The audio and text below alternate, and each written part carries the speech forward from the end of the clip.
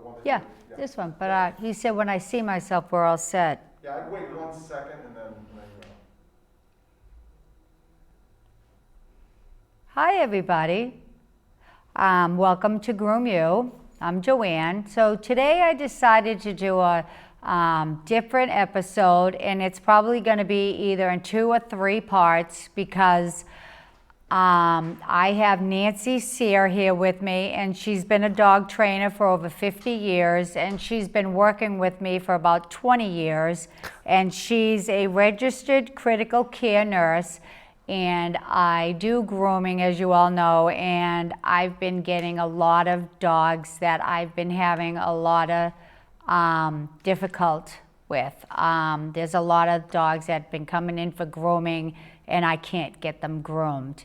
And Nancy's been helping me with them. If I can't do them at all, I bring them to, I actually have the client call her and make an appointment with her, and they go see her and they bring the dog to her and she works with them. But now that the coronavirus is here, she has to work with them outside, and she does social distancing, and she is going to take over, and we are going to do 3-part episode, and she is going to teach you about behavioral, and she's going to take over and go over everything here. So this show is going to be very interesting.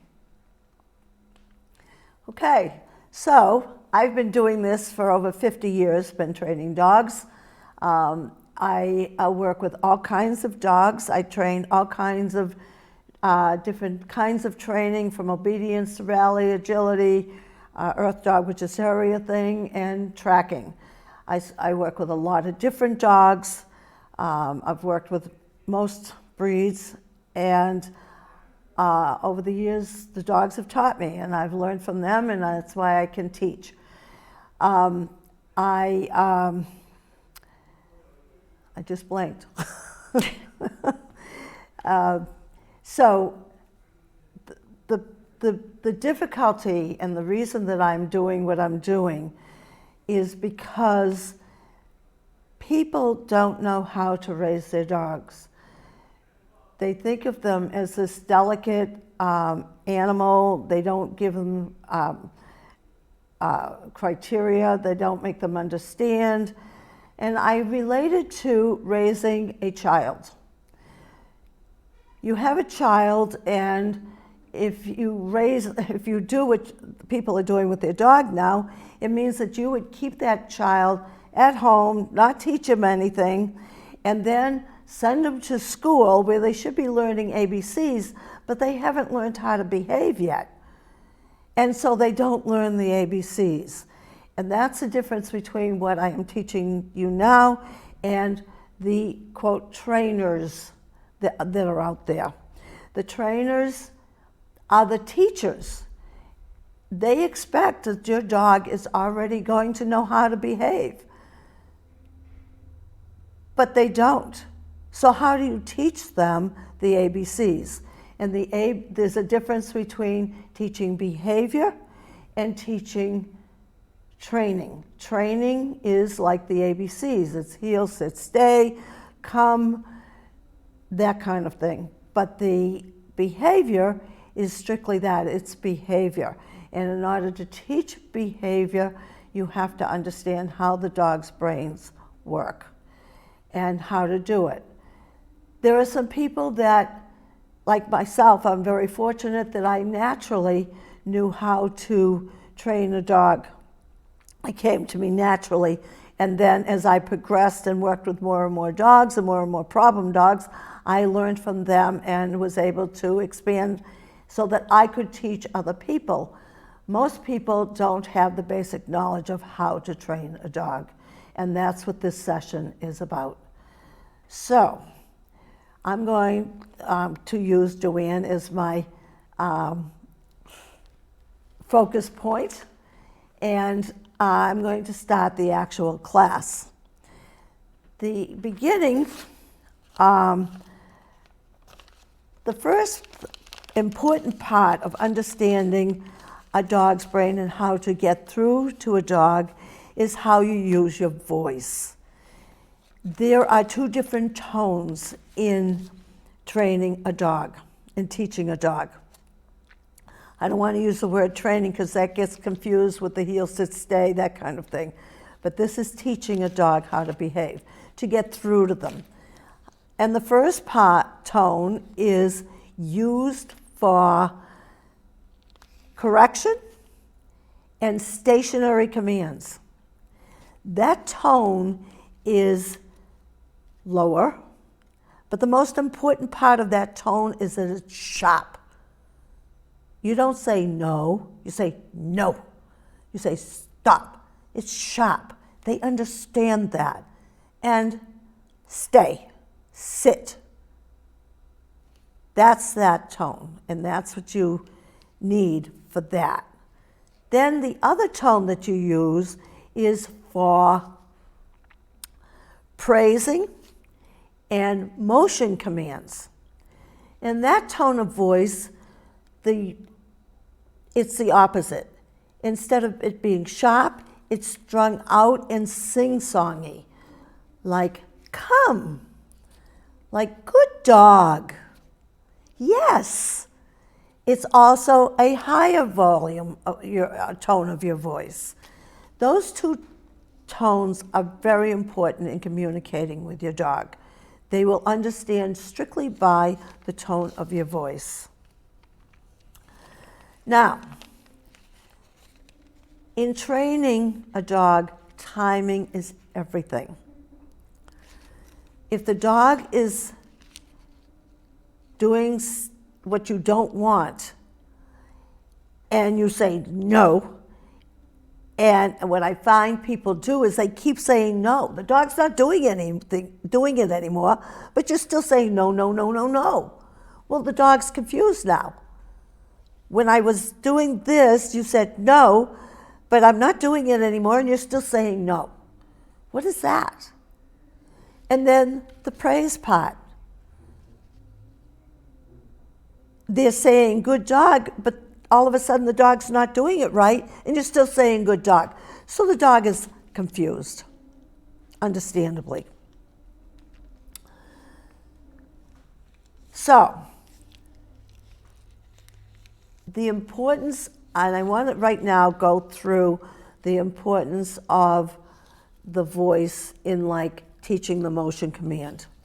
And I like to use the, I'm going to talk to you as a person. You're a person now. Okay, let's go for a walk. And you go, I don't think so. But if I say, hey, it's a great day, let's go for a walk. Right? Yep. Okay. So the timing is such that if a dog is misbehaving and you correct the dog, and I'll show you how to do that in a few minutes, at that point, or you say you're trying to stop the dog from barking, okay? And you say, no, no bark, and the dog stops for a second. You've got a millisecond to get that praise in. Okay, I'm going to tell you another story. And this is, I'm going to teach you something. I'm going to teach you something on the computer, which was ridiculous because I don't do computers, but that's just a little joke. But the bottom line is this. I show you how to do something on the computer. And you start doing it.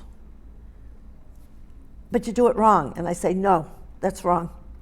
So you try it a different way, and I say, no, that's wrong. And I keep saying, no, no, no. What have you learned? Absolutely nothing. But if I take a second and I show you and you do it right, and I say, that's it, you got it, it's right. Now you've learned something. We don't learn from the correction. The dog doesn't learn from the correction. The correction stops the action. It doesn't teach them anything. What teaches them what you want is the praise. We all learn from praise. And I can tell you right now, I always said that I wish I had learned to train dogs before I had my kids, because I would have been a better parent. We don't praise our kids near enough. But your dog, in order to get through to them and to teach them, you have to give the praise. So, you have a dog that's misbehaving. You stop the action, and I'm going to explain how you do that. The action, like the correction I said, is sharp. And it's got to be sharp. And in that sharp, it's a reflex. It's not hard, it's sharp. You can actually use the side of your hand on their mouth if they're biting you. You can do that without ever hurting them, but it gets their attention. Oh, and it's down, up, like that. And when we work with the leash later on, you'll see that action and how that works, okay? Gets their attention, stops the action. If you're holding the dog, I'm going to use my knee. If you're holding the dog and the dog's struggling, this works 100% of the time if you do it correctly. I use this because I raise dogs. At 5 weeks old, I start training my puppies. And they're in my arms and they're struggling away and they're struggling, and all I do is go like that to them. I'm holding them, I go like that. I don't even have to say anything. They go like that and they stop. It always works, stop. And I like to use the stop word, nice sharp word, stop. And that stops that action. Great. As soon as but I haven't taught them anything, have I? I stop the action. So as soon as that happens and they stop, that's my opportunity to say, good dog. Did you hear the change in my voice? Stop. Good dog. Okay? Now the dog's starting to learn. And it doesn't like that feeling, so it's not going to want to do it again, but it likes the tone of your voice. Okay, now we're going to go into the next part of this understanding the dog's brain. I want you to put your hand out. This hand is the dog, and this is people, what they do. And I want you to take your fingers, and I want everybody to try this. I want you to lightly go over your hands. Isn't that like a creepy feeling? It's creepy. But what do we do to dogs? Here's my dog, Sassy, come. Everybody goes to the dog and they go like this. And the dog goes, ugh, because it's creepy feeling. Good girl, Sassy. Now take your hand and firmly go over your hand. Isn't that comforting? Much Try better. it yourself at home. It's comforting. It gives you security. It makes you feel good. Okay? So, when you're working with your dog, Sassy, come. The patting is not like this. It's firm. Especially if you have a dog that is a nervous dog, insecure. It's very important. That touch is so important. It's vital. So now you've gotten your dog under control. Here's my dog. It's under control. And I go, good dog. See what my thumb is doing? I'm holding their head, their body, but my thumb is giving that firm patting, gives them the security, and they're getting praise. So which would they rather do? Struggle and be naughty, or get that praise, that good feeling? Of course they're going to want the good feeling. Okay? Okay. So, the importance of timing, and I can't emphasize this enough to everyone. The dog's brain works in milliseconds. With a child, or human, our brain, we teach them something, we expect them to do it, we watch them to make sure they do it. They don't do it, we correct them. Most of the time we don't praise them. We should, but we don't. But we expect them, and we'll wait to see if they're going to do it right. with the dogs, their brain doesn't work that way. It's this is wrong and this is right. And it comes that fast. Their brains work in milliseconds. Okay, so something came to my mind and left again, but it'll come up again. Okay, so the dog, you've gotten through to the dog that it has to behave. I'm still trying to process what I want to say next. Okay, it'll come back again. Okay, so now we have the dog that was fighting and out of control, and we are what? We are and have to be the boss of the dog. We have to show them what their place is in life. Let me just take a peek at this.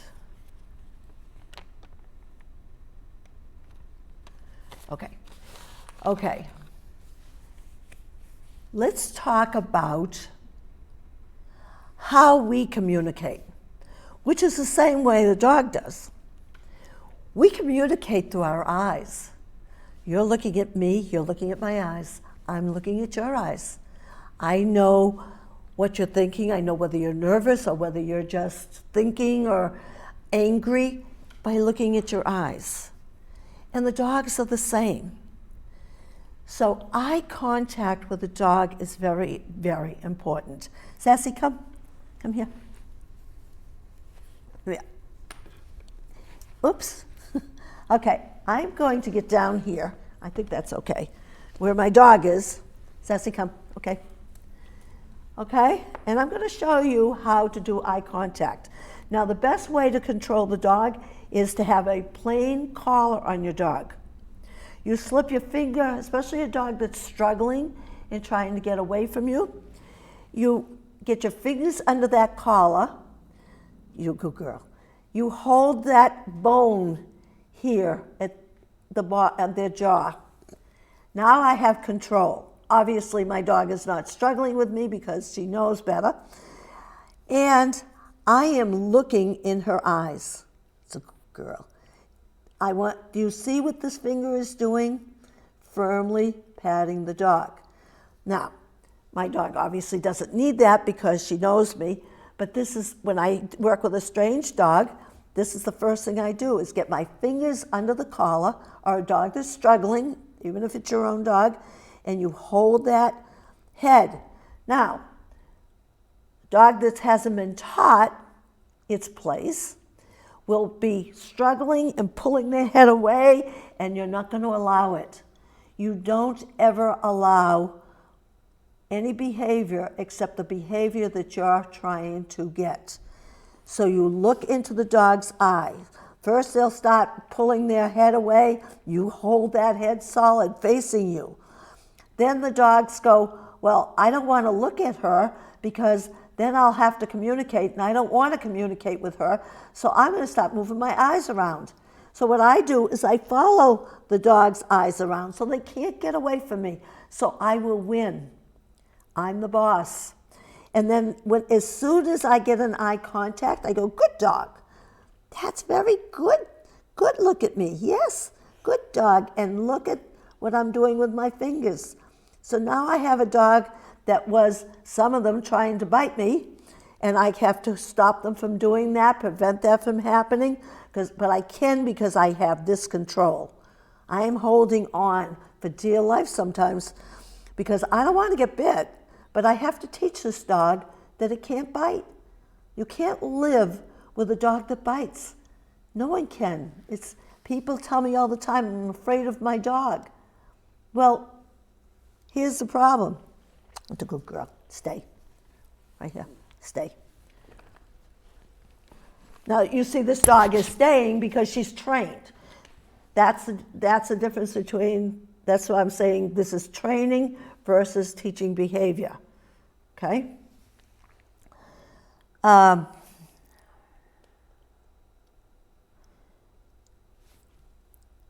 mind wandered again. Okay. That's what happens when you get old, your mind wanders. Except I use that as an excuse now. I always had this problem. So we have a dog that's fighting, that's pulling away, that doesn't want to be controlled, doesn't like what you're doing to him, and you're saying, no, you are going to do this. And when, as soon as they give in, you get that praise and good dog. You might only get that 1 second, and then they're acting up again, and you've got to control them. That stop action works really good. Hold on for dear life, hold it for, hold the bone, but you have to win. And that is the bottom line here, that we have to teach them that we are the alpha, we are the boss. So at this point, I'm going to go into, how much time do we have? We have 7 minutes. So we actually have, when it's 5 minutes, and I'll let you know. Okay. We have, I have time to teach this now in this part. Because it's important to understand, and understanding the dogs and the dog's brain. You need to understand, number one, is that the dogs are pack animals. And in a pack, you have the hierarchy, which is the alpha, which is about this many breeds. Let's take all the different kinds of dogs and put them into one pack. This much is the alpha. And in the alpha, we have the alpha dog, but we have the ones, all group of dogs under them that are alpha wannabes.